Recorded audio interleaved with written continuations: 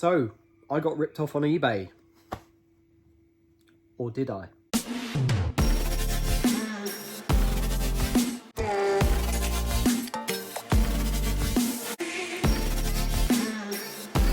So I finally got around to listing this Lego minifigure on eBay. A chap bought it into my shop with a bunch of other stuff, told me it was worth a little bit of money, came to a deal. I stuck it on eBay. The condition was really nice. The face was really clear and clean. There was no marks on any of the body or anything like that.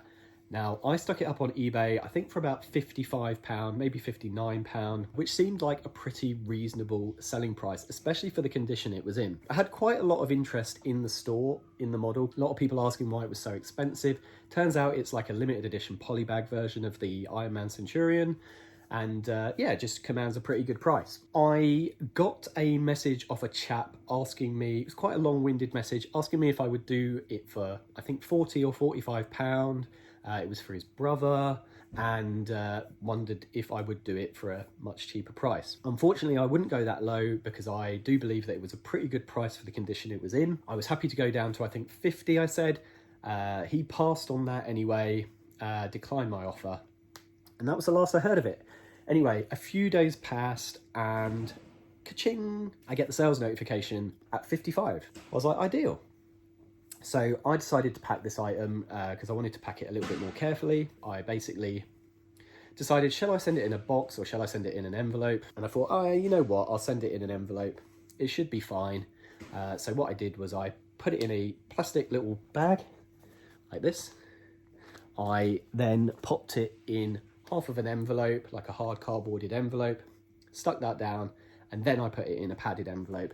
And I thought, yeah, that'll probably cover it. I sent it signed for as well, so if it got damaged in the post, were completely covered anyway, or if it got lost, we were covered as well. We'd lose a few pounds, but nothing major. Got that all packed, sent it all off, thought happy days, great sale. A few days passed, and I got a message off the guy saying, hi, I've just finally opened the package and it's actually damaged. And I thought, oh no, maybe it's been cracked, maybe something heavy's been dropped on it, something like that. And I thought, oh damn, maybe I should have sent it in a box. Anyway, I was like, okay, cool. Carried on reading the message, and it turns out that he was saying that the item had been scuffed in the packaging because I hadn't used adequate packing materials to keep the model safe. And I thought, well, that's a bit weird, because normally these models are quite tough. Like, you can scratch the paint off, but rubbing it off, fairly unlikely, especially seeing as it was in a padded envelope, in cardboard, in a plastic bag. I was like, there must have been some super force on that. Anyway, he put some pictures up and it showed a slight scuff above the mark on the helmet. I might have a picture here. So I was like, oh, that's a bit weird.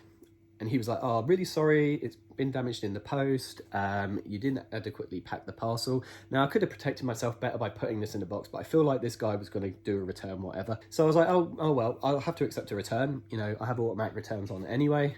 So I said, yeah, that's fine. If you want to return the item, I'll take a look at it when I get it back, and then, you know, we'll go from there. Whether I have to refund and just try and resell it in the shop for a little bit less, or put it back on eBay. He started bombarding me with tons and tons of messages, really sort of like overcompensating the fact that I was taking this return back. He was telling me how I should pack my items. He was telling me when he was going to pack it. He took photos of the letterbox. He was asking me if the packaging was sufficient and all this kind of stuff. And I was like, yeah, seems a little bit over the top. Normally, if there's a return, a person will just open a return. You agree to the return. They just return the item. There's no sequential huge amounts, and they were big long messages as well. It wasn't just like, oh, I'm returning the item today. It was like a big long message, like how he was packing it, and just loads of stuff. It almost seemed like he was trying to cover himself for the return. So I did wonder whether I was even going to get the item back. A few days passed, the item is returned. I open up the package, which incidentally was crushed anyway, so it didn't matter that it was sent in a box. But he'd wrapped it in all the things I'd wrapped it in before, and then he'd put some tissue paper around the figure, so I thought, well, that's fine then. I opened the packaging up, and when I took out the model, something didn't seem right. Now, I have to be a bit careful that the person hasn't exchanged it for some fake model, or, you know, it's the same model. So I had a look over it, And the helmet on the model where the damage is, yes, it was damaged, but there was some things that you can't see with the naked eye that you can see with the loop. The loop. Now, this piece of kit, I would say, is essential if you sell cards or anything small like Lego figures. This has saved me on this occasion. I've got an affiliate link down in the description below if you want to grab one of these. They are super, super handy. So basically, I took the model and I used the loop to look all over the damage of the model.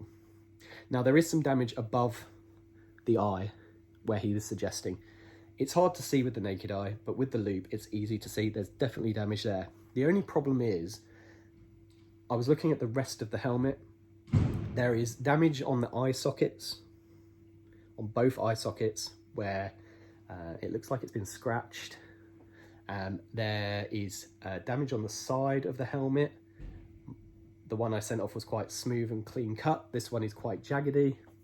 And the last thing that I noticed through the loop, and to be honest, didn't really need the loop for this bit, but it was easy to check with the loop, was on this helmet that I got returned, there was overspray on the chin. So the silver goes onto the chin.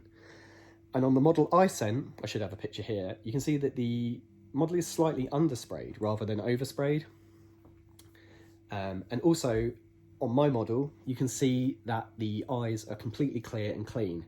Now, if this item had got damaged how he said, it's very unlikely it would get into the eye sockets, and there definitely wouldn't be more paint on the model than there was before. So I was a bit like, do you know what I think he's done? I think he's exchanged the helmet on here.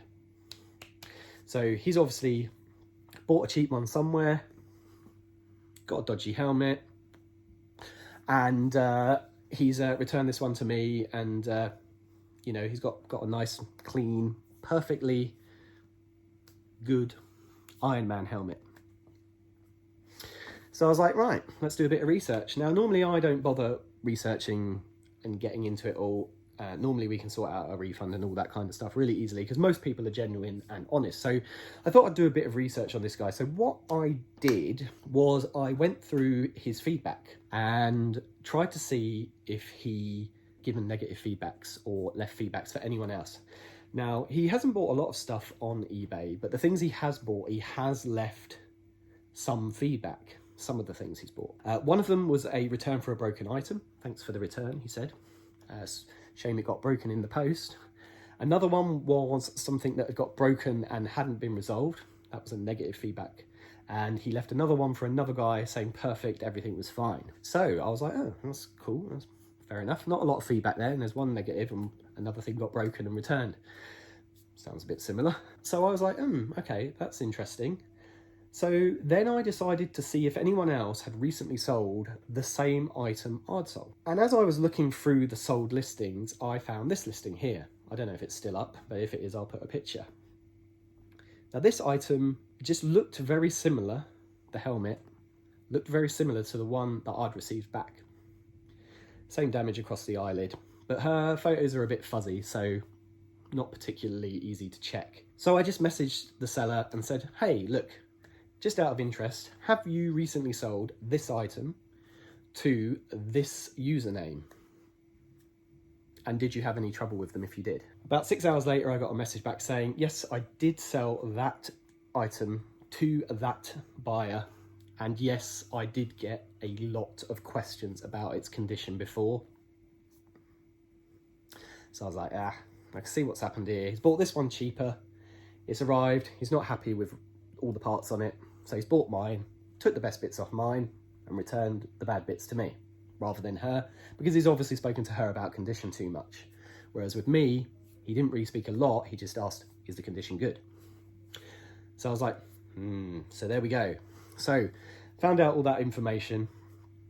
I sent all that information over to the eBay Facebook team. I spoke to them for quite a while. I sent them all the photos of my model, all the close-ups, showed them all the things, told them what the damage was supposed to be, showed them the one he sent me back.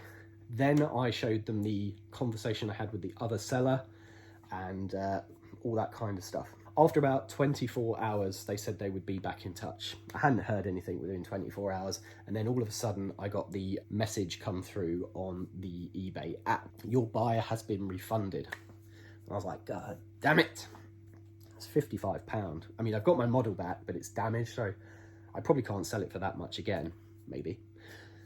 So I was like, oh, never mind. And anyway, I read on, and it said that because I'd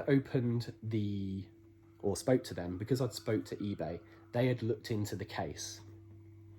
And on this occasion, they decided to refund the buyer, mainly because I think they believe what I'm telling them is true. I mean, obviously, they said they can't really say that he sent the wrong one back, because he could have sent the right one back, and then I could have just got another one and shown one that I had that was damaged.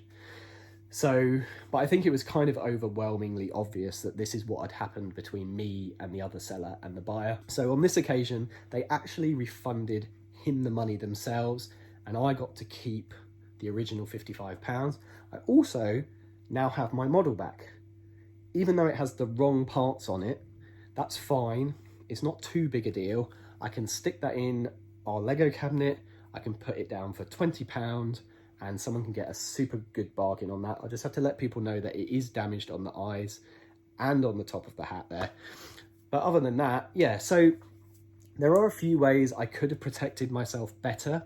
I could have sent the item better packaged. I could have put it in a box, but then my fear is that he might have broken it or done something else, or maybe even said it got damaged before it was sent. So I would have had that issue, I suppose. It would have been a lot harder for him to say that it had got damaged if I'd have sent it in a box. But I would assume that most people send Lego items in either padded envelopes or small kind of like DVD cassette boxes.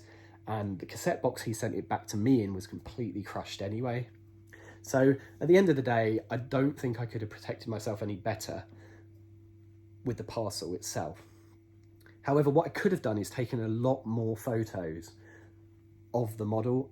I took a front photo, a back photo, I took the top of the hat, I took the model completely made, I took it with the helmet off, some of the accessories off. But what I could have done is I could have just taken some extra photos, and then it would have been really obvious that he'd sent me back the wrong one. He also might not have been able to buy it in the first place, because if there was too many photos and it was too obvious, then he might have decided not to. Now, I don't know if he owns a loop, but he obviously couldn't see the damage on the eye sockets that I could see, because I don't think he would have returned this one. Maybe he does, and he just hoped I didn't have one. Bad luck, I did. So yeah, I mean, that's it. The other ways I was protected is because I'm a top rated seller. We got protection off of eBay. Obviously they think we're doing a good job normally, so they kind of covered us there. I don't think you can get top rated seller if you're not a business account. So if you're not a business account, it might be a good idea to become one, especially if you're buying with the intention of selling. I don't think it's a legal requirement to be a business seller on eBay, but it definitely helps if you can get that protection off eBay. I'm not sure if I'd have got that protection if I was just a normal seller. I might have just had to suck it up. Who knows? So yeah, you know, it could have gone terribly wrong. I think most people are pretty genuine on eBay. I have had a few returns in the past year, not many, but some just for change of mind. I think most people are pretty good people out there, but there are obviously some people that are buying cheap versions of broken things or damaged things, and then buying good versions and then exchanging either the whole model or parts of the model so that they can get a pristine one for a cheaper price, basically. A bit scummy, never mind. Don't want to accuse him of doing that. Obviously he might not have. It might have just been a completely genuine mistake. He might have just returned it to me by accident instead of the other person. Who knows? Only he does. I won't say his name, and I'm not doing any of that because it's just something that happened to me. So the main thing is to make sure that you cover yourself by getting adequate postage cover, just in case your item goes missing or gets damaged, because we could have claimed back off Royal Mail for the damage anyway. Secondly, a business account is always a good idea on eBay. Take lots of photos. Take more photos than you need. In fact, one of the main reasons I knew the part I had wasn't the part that was mine and it was this other person's or this other seller's, was on the bottom of the model, on the helmet, there was like an overspill of silver paint. And I looked on other models and they weren't all the same. but this one had a very specific paint spill on the bottom of it in silver. Unfortunately, I didn't take a photo of the same side of that piece as they did. If I had have, I would have immediately been able to say, well, there's no silver on that. It's 100% not mine. But I was pretty convinced it wasn't mine anyway. And it turns out I was probably right.